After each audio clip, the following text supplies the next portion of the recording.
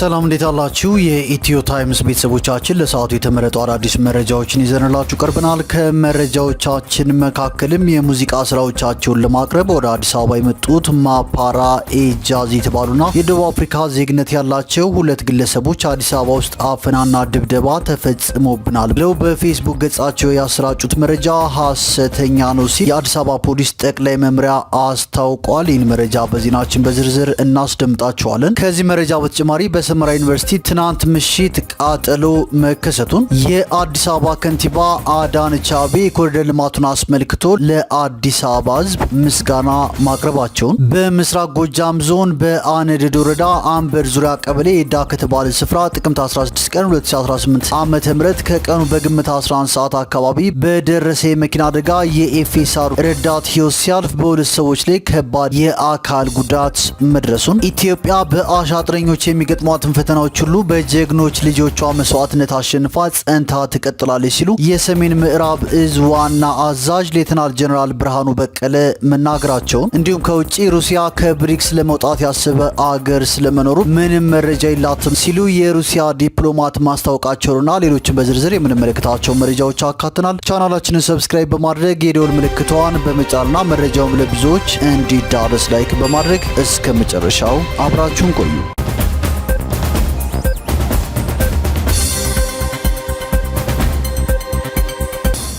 ወደ መጀመሪያው መረጃዎችን ስናልፍ የሙዚቃ ስራዎቻቸውን ለማቅረብ ወደ አዲስ አበባ የመጡት ማፓራ ኤጃዝ የተባሉና የደቡብ አፍሪካ ዜግነት ያላቸው ሁለት ግለሰቦች አዲስ አበባ ውስጥ አፈናና ድብደባ ተፈጽሞብናል ብለው በፌስቡክ ገጻቸው ያሰራጩት መረጃ ሐሰተኛ መሆኑን ማረጋገጡን የአዲስ አበባ ፖሊስ ጠቅላይ መምሪያ አስታውቋል። የደቡብ አፍሪካ ዜግነት ያላቸው ማፓራ ኤጃዝ የተባሉት ወደ አዲስ አበባ መጥተው ነበር። ወደዚህ የመጡትም የሙዚቃ ስራዎቻቸውን ለማቅረብ ነበር። እነዚህ ግለሰቦች ስራቸውን ጨርሰው በሰላም ወደ ሀገራቸው ከተመለሱ በኋላ አዲስ አበባ ውስጥ አፈናና ድብደባ ተፈጽሞብናል ብለው በፌስቡክ ገጻቸው ያሰራጩትን መረጃ መሰረት በማድረግ ፖሊስ ተገቢውን የማጣራት ተግባር እንዳከናወነ ገልጿል። ተፈጽሞብናል ስላሉት ወንጀል ለፖሊስ መረጃ ደርሶ እንደሆነ ለማረጋገጥ በክፍለ ከተማ ፖሊስ መምሪያና በፖሊስ ጣቢያዎች ተጠይቆ ምንም አይነት የቀረበ አቤቱታ እንዳልተገኘም አሳውቋል። በፖሊስ ምርመራ የተሰባሰቡ የተንቀሳቃሽ ምስል፣ የፎቶና የድምጽ ማስረጃዎች እንዲሁም ከአዘጋጁ ቅርንፉድ ኢንተርቴይንመንት ጭምር እንደተረጋገጠ ግለሰቦቹ ይህንን የሐሰት መረጃ የለቀቁት ብዙ ተከታዮችን ለማግኘት ሆን ብለው መሆኑን እንዳረጋገጠ አመልክቷል። ግለሰቦቹ አፈናና ድብደባ ተፈጽሞብናል ያሉት አርብ ጥቅምት 14 ቀን 2018 ዓ.ም ቢሆንም በማግስቱ ጥቅምት 15 ቀን በተጋበዙበት መድረክ ላይ ተገኝተው የሙዚቃ ስራቸውን ፍጹም ሰላማዊ በሆነ መንገድ አቅርበው ማጠናቀቃቸውንና በሰላም ወደ መጡበት ሀገር መመለሳቸውን ከኢሚግሬሽን ዜግነት አገልግሎት እንዲሁም ከአዘጋጆቹ መረጋገጡን የአዲስ አበባ ፖሊስ አሳውቋል። ወደ ቀጣዩ መረጃዎችን ስናልፍ ሞስኮ ከብሪክስ ለመውጣት ያሰበ አገር ስለመኖሩ ምንም መረጃ አልደረሳትም ሲሉ የሩሲያ የውጭ ጉዳይ ሚኒስቴር ቃል አቀባይ ማሪያ ዛካሮቫ ተናግረዋል። ቃል አቀባዩዋ ይህንን የተናገሩት ሜድ ኢን ሩሲያ ፎረም መድረክ ጎን ለጎን ለታስ የዜና ወኪል በሰጡት ቃለ ምልልስ ነው። ዲፕሎማቷ አንዳንድ የብሪክስ ሀገራት በአሜሪካ ከፍተኛ ታሪፍ የመጣል ማስፈራሪያ ምክንያት ማህበሩን ሊለቁ ይችላሉ የሚሉ የመገናኛ ብዙሃን ዘገባዎችን በተመለከተ አስተያየት ሲሰጡ የአሜሪካ ታሪፍ ለብዙዎቹ በስራ ላይ ቢሆኑም በሩሲያ ወገን ከማህበሩ አባልነት ለመልቀቅ ያሰበ ሀገር ስለመኖሩ ምንም አይነት መረጃ የለም ብለዋል። ቃል አቀባዩዋ ብሪክስ በፈቃደኝነት ላይ የተመሰረተ ዓለም አቀፍ በይነ መንግስታዊ ማህበር ነው ሲሉም አስታውሰዋል። እናም ሞስኮ ሁልጊዜም የአጋሮቿ ሉዓላዊ የውጭ ፖሊሲ ታከብራለች ብለዋል። በአሁኑ ጊዜ በብሪክስ ውስጥ ሩሲያ፣ ብራዚል፣ ግብጽ፣ ህንድ፣ ኢንዶኔዥያ፣ ኢራን፣ ቻይና፣ የተባበሩት አረብ ኤሚሬትስ፣ ኢትዮጵያና ደቡብ አፍሪካ በአባልነት ይገኙበታል። ወደ ቀጣዩ መረጃዎችን ስናልፍ በጠቅላይ ሚኒስትር ዶክተር አብይ አህመድ የምስራቅ አፍሪካ ጉዳዮች አማካሪ የሚመራውና ባሳለፍነው ሳምንት መጨረሻ የምስረታ ጉባኤውን ያካሄደው የዲሞክራሲ ስምረት ትግራይ ፓርቲ ከ8 ወር በላይ ወደ ትግራይ ክልል መግባትና ፖለቲካዊ እንቅስቃሴ ማከናወን እንዳልቻለ ገልጿል። የፓርቲው የአደረጃጀት ዘርፍ ኃላፊ አቶ ብርሃን ገብረ ኢየሱስ በአቶ ጌታቸው ረዳ የሚመራው የቀድሞ ጊዜያዊ አስተዳደር ከተነሳ በኋላ የአካባቢው አስተዳደር ወደ ወታደራዊ ስርዓት ተቀይሯል፣ በሚሊሻና በታጣቂዎች ቁጥጥር ስር ወድቋል ብለዋል። አቶ ብርሃን የፓርቲው መስራቾችና አባላት በሰላም ወጥቶ መግባት ባለመቻላቸው ክልሉን ለቀው ለመውጣት ተገደዋል ያሉ ሲሆን የስምረት መስራቾች ከዚህ ቀደም የህወሓት ማዕከላዊ ኮሚቴ አባላት የነበሩ 16 ግለሰቦች እንደሆኑ ተናግረዋል። ግለሰቦቹ ከህወሓት የተለዩት የትግራይ ክልል ችግር በጦርነት አይፈታም የሚል አቋም በማራመዳቸው እንደሆነም አብራርተዋል። ህወሓት ላለፉት 50 ዓመታት በጎም መጥፎም እየሰራ እዚህ መድረሱን አስታውሰው የመጀመሪያው ሀሳብ በተወሰኑ ማሻሻያዎች ድርጅቱን ማስቀጠል እንደነበር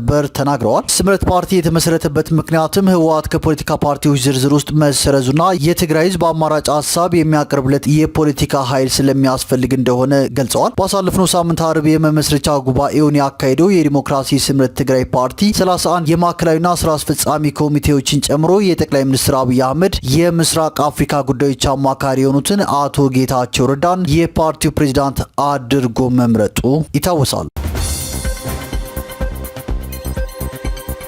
ወደ ቀጣዩ መረጃችን ስናልፍ ኢትዮጵያ በአሻጥረኞች የሚሞግቷትን ፈተናዎች ሁሉ በጀግኖች ልጆቿ መስዋዕትነት አሸንፋ ጸንታ ትቀጥላለች ሲሉ የሰሜን ምዕራብ እዝ ዋና አዛዥ ሌተናል ጀነራል ብርሃኑ በቀለ ተናግረዋል። አዛዡ ከጠቅላይ መምሪያው ስታፍ የሰራዊት አባላት ጋር በነበራቸው ቆይታ የኢትዮጵያን ህልውና የሚፈታተኑ በርካታ አሻጥሮች መኖራቸውን ጠቁመው ህልውናዋን የሚፈታተኑ ሰላም ጠል ኃይሎችን አደብ እንዲገዙ እያደረግን እንገኛለን ብለዋል። ባዳዎች ባንዳዎችን በመጠቀም በጦርነት ውስጥ እንድንቆይ ይፈልጋሉ ያሉት የሰሜን ምዕራብ እዝ አዛዥ ሌተናል ጀነራል ብርሃኑ በቀለ በመስዋዕትነታችን የባዳውንና የባንዳውን ሴራ አክሽፈናል ሲሉም ተናግረዋል። ሌተናል ጀነራል ብርሃኑ በቀለ ኢትዮጵያ በባዳና ባንዳ አሻጥር ያጣችውን ብሔራዊ ጥቅም ለማስጠበቅና ለማረጋገጥ እንዲሁም የጀመረችውን ጉዞ ለማሳካት በምትወስዳቸው እርምጃዎች በሁለንተናዊ መስክ የሰራዊቱ ዝግጁነት ከመቼውም ጊዜ ላቀ ስለመሆኑም አረጋግጠዋል። የወታደር ክብሩ አገር ማቆየት ነው ያሉት የሰሜን ምዕራብ እዝ አዛዥ ሌተናል ጀነራል ብርሃኑ በቀለ እኛ የቆምነውም የምንሞተውም ለኢትዮጵያ ብሔራዊ ጥቅምና ለሕዝቦቿ ክብር ነው ሲሉም ተናግረዋል። ተቋማችን ኢትዮጵያና ብሔራዊ ጥቅሟን ለመጠበቅ በሚያስችል አስተማማኝ ቁመና ላይ ይገኛል ያሉት ሌተናል ጀነራል ብርሃኑ በቀለ የሰራዊቱን ሁለንተናዊ ተጠቃሚነት የሚያረጋግጡ ተግባራትን እያከናወነ እንደሚገኝም አንስተዋል። ሰሜን ምዕራብ እዝ ከታሪካዊ ጠላቶቻችን ተልዕኮ በተሰጠው ጽንፈኛ ቡድን ላይ የሚወስደውን እርምጃ አጠናክሮ ቀጥሏል ያሉት አዛዡ የቀጠናውን ሰላም አስተማማኝ ለማድረግ በሚደረገው ስምሪት እንደ ስታፍ አስተማማኝ ድጋፍ የመስጠት ተልዕኳችሁን አጠናክራችሁ መቀጠል ይጠበቅባቸዋል ሲሉም አሳስበዋል። ወደ ቀጣዩ መረጃችን ስናልፍ በአዲስ አበባ ቤት ለመግዛት የሚከፈለው የብድር ወጪና ቤቱን ለመከራየት ከሚወጣው ክፍያ መካከል ያለው ከፍተኛ ልዩነት የከተማዋን የቤቶች ገበያ ምክንያታዊነት የጎደለውና በስርዓት ችግር የተተበተበ እንዲሆን አድርጎታል ሲል አንድ አዲስ የካፒታል እንግሊዝኛው ጋዜጣ የኢኮኖሚ ትንታኔ አመልክቷል። በኢኮኖሚ ባለሙያው በፍቃዱ ኢባ የቀረበው ይህ ትንታኔ አንድ ሰው ለ20 ዓመታት በወር 85 ሺህ ብር የብድር ክፍያ እየከፈለ ቤት ከመግዛት ይልቅ ያንኑ ቤት በወር ከ15 ሺህ እስከ 20 ሺህ ብር ተከራይቶ ቢኖር እጅግ የበለጠ አዋጪ መሆኑን በቁጥር አስደግፎ ያሳያል። በአዲስ አበባ ታትሞ በሚወጣው ካፒታል ጋዜጣ ላይ እንደወጣው ትንታኔ ከሆነ ለዚህ ምክንያታዊ የገበያ ባህሪ ዋነኛ መንስኤዎች አንደኛ ከፍተኛ የግንባታ እቃዎች ዋጋ እንደ ሲሚንቶና ብረት ያሉ ቁሳቁሶች ዋጋ በከፍተኛ ሁኔታ መናር ነው። በሁለተኛ ደረጃ የማይቀመስ የባንክ ብድሮች ወለድ እጅግ ከፍተኛ በመሆኑ ገዢው የቤቱን ዋጋ በብድሩ ዘመን ውስጥ በብዙ ጥፍ እንዲከፍል ያስገድደዋል። ሶስተኛ አማራጭ የኢንቨስትመንት እድል አለመኖር ሲሆን የካፒታል ገበያ የአክሲዮንና ቦንድ ገበያ ባለመኖሩ ህዝቡ ገንዘቡን ከዋጋ ግሽበት ለመከላከል ብቸኛ አማራጭ አድርጎ የሚመለከተው ቤትን ነው። ይህም ቤቶች ከመኖሪያነት ይልቅ ዋና የኢንቨስትመንት ንብረት እንዲሆኑ አድርጓቸዋል ተብሏል። ሰዎች የሚገዙት ለመኖር ሳይሆን ዋጋው ወደፊት ይጨምራል በሚል ግምት ንብረቱን ለመያዝ ነው። በመፍትሄነት የቀረበው ዋነኛ ሀሳብ የካፒታል ገበያን በአስቸኳይ ወደ ስራ ማስገባት፣ ይህም ህዝቡ ገንዘቡን ኢንቨስት የሚያደርግባቸው ሌሎች አማራጮች ስለሚፈጥር በቤቶች ላይ ብቻ የተፈጠረውን ምክንያታዊ ጫና ይቀንሰዋል ተብሏል። በአሁኑ ወቅትም በኮንክሪትና በግንባታ ላይ የዋለው በቢሊዮኖች የሚቆጠር ገንዘብ ሌሎች ምርታማ ለሆኑና ለአገር ኢኮኖሚ እውነተኛ እድገት ለሚያመጡ ዘርፎች ቢውል ኖሮ የተሻለ ለውጥ ይመጣ ነበር ሲል ትንታኔው ይደመድማል። ወደ ቀጣዩ መረጃችን ስናልፍ የኢትዮጵያ ዜጎች ለማህበራዊ ፍትህ ፓርቲ ኢዜማ ባሳለፍነው ሳምንት የሀገራዊ ምክክሩና ምርጫው እንዴትና በምን ሁኔታ ነው የሚከናወኑት ሲል ማብራሪያና ጥያቄ ማቅረቡ ይታወቃል። ይህን ተከትሎ ታዲያ መናኸሪያ ሬዲዮ አነጋገርኳቸው ያላቸው የሀገራዊ ምክክር ኮሚሽኑ ቃል አቀባይ አቶ ጥበቡ ታደሰ በምክክር ኮሚሽኑ በንቁ ከሚሳተፉ ተፎካካሪ ፖለቲካ ፓርቲዎች ውስጥ የኢትዮጵያ ዜጎች ለማህበራዊ ፍትህ ኢዜማ አንዱ መሆኑን ተናግረዋል። ከሰሞኑ በዚህ ዓመት የሚካሄደውን የሀገራዊ ምክክርና አገራዊ ምርጫን አስመልክቶ የተሰጠውን መግለጫ በመገናኛ ብዙሃኑ እንደተመለከቱት ገልጸው ኮሚሽኑ በተለየ መልኩ እንደ ችግር እንደማይመለከተው ነው ያስታወቁት። ፓርቲዎቹ በአገር ጉዳይ ላይ የተለያዩ ሀሳቦችን ለማንሳት የተመሰረቱ እንደመሆናቸው የየራሳቸውን ጥያቄዎች እንደሚያነሱ አስረድተው በበጀት ዓመቱ የሚካሄደው ምርጫም ሆነ የአገራዊ ምክክሩ ትልቅ ትኩረትን የሚፈልጉ አገራዊ ኩነቶች መሆናቸውንም አብራርተዋል። የምክክር ኮሚሽኑ አሁንም ከተፎካካሪ ፖለቲካ ፓርቲዎች ጋር የሚያደርጋቸው ውይይቶች መኖራቸውን ገልጸው ከተፎካካሪ የፖለቲካ ፓርቲዎች በኩል እንደዚህ አይነት ጥያቄዎች መነሳታቸውን የሚቀጥሉ ከሆነም ኮሚሽኑ የሚያደርጋቸው ውይይቶች እንደሚኖሩ አስረድተዋል። ወደ ቀጣዩ መረጃችን ስናልፍ በምስራቅ ጎጃም ዞን በአነደድ ወረዳ አንበር ዙሪያ ቀበሌ የዳ ከተባለው ስፍራ ጥቅምት 16 ቀን 2018 ዓ.ም ከቀኑ በግምቱ 11 ሰዓት አካባቢ በደረሰ የመኪና አደጋ የኤፌሳሩ ረዳት ህይወት ሲያልፍ በሁለት ሰዎች ላይ ከባድ የአካል ጉዳት ደርሷል። አደጋው የደረሰው የሰሌዳ ቁጥር ኮድ 3 A30015 ኢትዮጵያ በሚል ታርጋ የካሶኒ መኪና ከአዲስ አበባ ወደ ደብረ ማርቆስና የሰሌዳ ቁጥሩ ኮድ 3 43763 አዲስ አበባ ታርጋ ቁጥር የሆነ የኤፌሳር መኪና ከደብረ ማርቆስ ወደ አዲስ አበባ በሬ ጭኖ ይጓዝ ከነበረው ጋር ተጋጭተው ነው የተባለ ሲሆን የአደጋው መንስኤ እየተጣራ ነው ተብሏል። በደረሰው አደጋ በእንስሳቶችም ላይ ጉዳት ደርሷል የተባለ ሲሆን አሽከርካሪዎች አንደኛው በደብረ ማርቆስ ሪፈራል ሆስፒታል የሕክምና እርዳታ የተደረገለት ሲሆን አንደኛው አሽከርካሪ ከስፍራው መሰወሩን የተናገሩት የወረዳው ወንጀል ምርመራ ክፍል ኃላፊ ኢንስፔክተር ላመስግን ሞሴ በጥንቃቄ በማሽከርከር በሰውና በንብረት ላይ የሚደርሰውን ጉዳት በጋራ እንከላከል ሲሉ ጥሪያቸውን አስተላልፈዋል።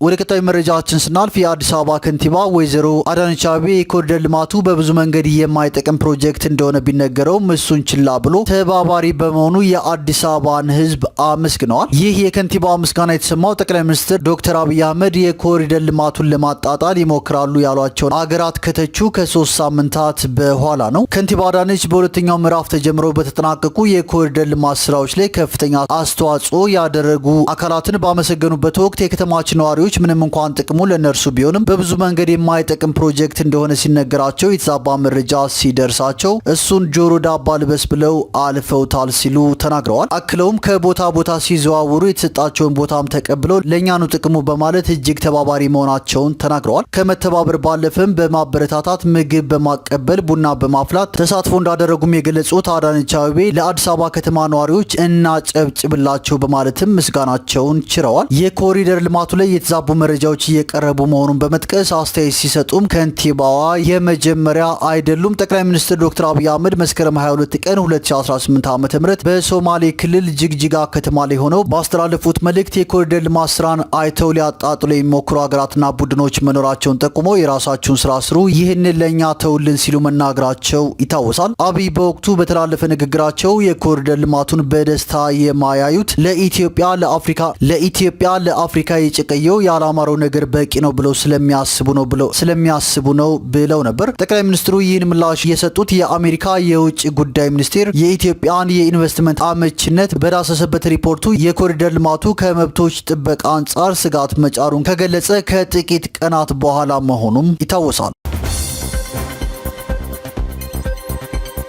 ወደ መጨረሻው መረጃችን ስናልፍ በሰመራ ዩኒቨርሲቲ የእሳት አደጋና ቃጠሎ መከሰቱ ተሰምቷል። በሰመራ ዩኒቨርሲቲ ትናንት ምሽት በተማሪዎች ማድሪያ ብሎክ የተከሰተው ቃጠሎ ሰው ላይ ጉዳት እንዳላደረሰና መሰል አደጋ ግን መደጋገሙን ዩኒቨርሲቲውና ተማሪዎች ገልጸውልኛል ሲል ቲክባህ ኢትዮጵያ ዘግቧል። አንድ የዩኒቨርሲቲው ተማሪ አደጋው የተከሰተው ኤሌክትሪክ ኮንታክት አድርጎ ነው። ከዚያ ሶስተኛ ፎቅ ኮርኒሱ ቺፕውድ ስለሆነ በቀላሉ ተያያዘ። በተማሪዎች ላይ የደረሰ ጉዳት የለም። አልባሳት ግን ተቃጥለዋል። አደጋው የተከሰተው በተማሪዎች ዶርም ነው። እዛው የተቃጠለው ብሎክ ሁለተኛ ፎቅ ላይ ዶርም ተሰጥቶኝ የሚኖር ነበርኩ፣ ብሎክ 17 ነው ሲል ተናግሯል። ዩኒቨርሲቲው በበኩሉ እሳቱ ሶስተኛ ፍሎር ላይ ነው የተነሳው፣ ነበልባሉ እስከታች ድረስ የደረሰ ይመስላል እንጂ አንደኛና ሁለተኛ ፎቅ እሳቱ ገርፎታል እንጂ አልተቀጣጠለም ሲሉ የዩኒቨርሲቲው የህዝብ ግንኙነትና ኮሚኒኬሽን ዳይሬክተር አቶ መሐመድ አህመድ ተናግረዋል። የእሳት አደጋ ሰራተኞችና ተማሪዎች ባደረጉት ርብርብ እሳቱን ማጥፋት እንደተቻለ ገልጸው ሶስተኛው ፎቅ ተማሪዎች ስላልነበሩበት ዝግ ነው የነበረው፣ እሳት ገርፎት የተቃጠለ የሳፋሪኮም ገመድ